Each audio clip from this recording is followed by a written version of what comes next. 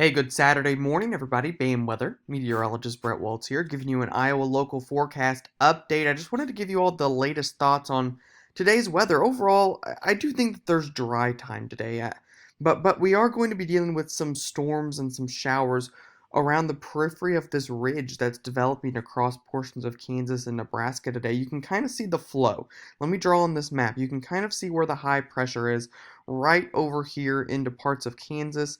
Subsequently, you are getting a kind of ring of fire pattern to start off the day. You're getting some flow like this, then you're getting those storms across portions of Nebraska, and then into Iowa here, and you're kind of doing that nature. Now, these storms here, the ones I want to look at, these storms in Nebraska right now, they're kind of diving like this. We have a little bit of an instability gradient that has developed across southeastern Nebraska. And so I do think that these storms begin to dive to the south and to the east. They will weaken. I believe they will weaken a little bit as we work into the afternoon hours. But I wouldn't be shocked if our far southern counties here, our far southwestern counties, were able to get in on maybe a scattered shower or storm threat with this cluster as it works down to the south and to the east early this afternoon. Now, I don't think that it's a severe threat or even really a strong storm threat, but some rain, some locally heavy downpours, and some lightning I do think are on the table with those. And then if we look up to the north, you can see this storm here, and none of the data is really doing a good job with this right now. It's kind of tracking off like this. It may clip our far northwestern counties there. So certainly not a cut and dry forecast here, guys, because we've got a lot of different moving pieces as this ridge of high pressure is expanding. And as I mentioned before, the data is just not doing a good job with it. And so I'm just going to do the best I can as far as giving you what we are seeing here. And so let me go back over to there we go. So here's a look at the instability gradient. You can see these green lines here. So that's just kind of what the moisture is looking like in the atmosphere. I do think that this storm cluster here is going to dive down to the southeast along this line and again perhaps impact our far southwestern counties. If we take a look at our upper level energy throughout the day today, you can see those showers and storms that are across parts of central Iowa right now into southeastern parts of the state. That the energy will continue to work down to the south throughout the morning hours. I think that we continue to see shower and storm threats associated with this energy into midday today. So this is by about 11 a.m. to noon. You can still see starting to linger across our southern counties there. It mostly works out by the time we work into 1 or 2 o'clock, and I think that we dry out. Now, there's still some energy here that's riding along the periphery of this ridge, and I think that our far northern counties into southern Minnesota, we need to keep an eye on those areas for some scattered shower and storm threats throughout the afternoon. But it's not going to be a huge deal. I think that most of us are dry as we work into this evening.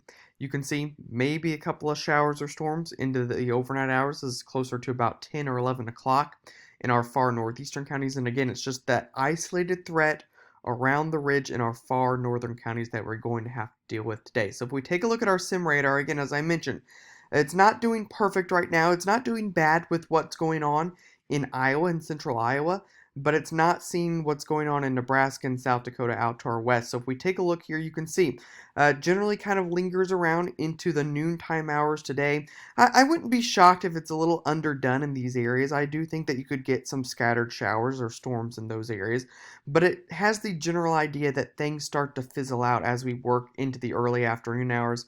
And then you can kind of see the scattered threat that it's trying to see here throughout the day in our far northern counties, especially into northeastern Iowa, as we work into the late evening hours today. This is total precipitation. Again, it's not fully capturing things down to the south, but it does show that any showers or storms that develop could produce a quick tenth of an inch to a locally quarter of an inch, maybe a very isolated half an inch in some of those stronger cells. But again, I think that this needs to be expanded a little bit further south with that more scattered threat. Just something to keep in mind. I did want to show you the blend of models here because I think that it's actually seen the threat across northern Iowa pretty decently throughout the afternoon. So this is as we work into 3, 4 o'clock. You can see it's across southern Minnesota, northern Iowa, Mason City, up into the La Crosse area that I think that we need to watch for that scatter threat throughout this afternoon. Now into tomorrow, as we work into tomorrow, we've got southwest flow aloft, and you can see there's really not a whole lot of energy that we need to deal with. But with the southwest flow, I'm always a little bit weary that there could be an isolated pop-up. I wouldn't rule that out. I think the best chance would be in western Iowa, but I think that the vast majority of us probably stay dry throughout the day tomorrow. I'm just a little bit weary about that southwest flow because sometimes it can produce some pop-ups, and I would say especially if there's a risk of that, it's very isolated in northwestern and western Iowa. As far as temperatures, today we're going to be up into the upper 80s across western Iowa today. As we work into tomorrow, you can see those 90s begin to approach from the west and western parts of the state. Very warm on your Monday, and we will have breezy conditions. If we take a look today, again, western Iowa is going to be the target for this, of some gusty winds 25 to 35 miles an hour. Will be quite windy as well as we work into tomorrow, some gusts upwards of 35 to 40 miles an hour.